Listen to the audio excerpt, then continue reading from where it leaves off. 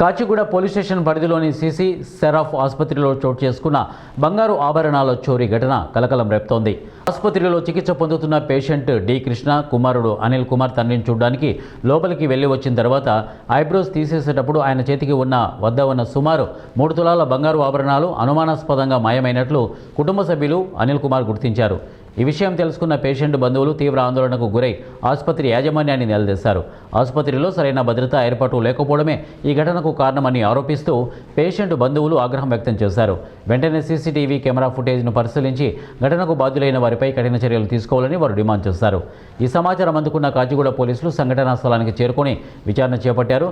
ఇది దొంగతనమా లేక అనుకోకుండా పోగొట్టుకున్న ఘటననా అనే కోణంలో పోలీసులు దర్యాప్తు కొనసాగిస్తున్నారు. ఇక పేషెంట్ బంధువుల ఫిర్యాదు మేరకు కేసు నమోదు చేసి అన్ని కోణాల్లో విచారణ చేపట్టినట్లు పోలీసులు తెలిపారు. తను దగ్గరికి వెళ్ళే క్రమంలో పీపీ కిట్ అది కోట్ వేసుకున్నాను. వచ్చేటప్పుడు అది కిట్ తీసేటప్పుడు అది టైట్గా ఉన్నది కాబట్టి కింద పడిపోయింది. నేను చూసుకోలేదు, బయటికి వచ్చేసాను. వచ్చేసిన తర్వాత కొద్దిసేపటికి అక్కడ పని చేసి ఆయా అది తీసుకొని నర్సుకు చూపించింది. నర్సు కూడా అది చూసి దాన్ని ఇట్లా ప్రెస్ చేసి, అది 22 క్యారెట్ గోల్డ్ కాబట్టి ఇట్లా ప్రెస్ చేయగానే బెండ్ అయింది. అది తీసేసి మళ్ళీ నేను ఆమె పట్టేసుకుని దాన్ని మళ్ళీ ఇట్లా చేతికి వేసుకున్నట్టు చేసి అక్కడ లోపలికి పోయేసి మళ్ళీ తర్వాత వచ్చేసి డ్రా తీసింది.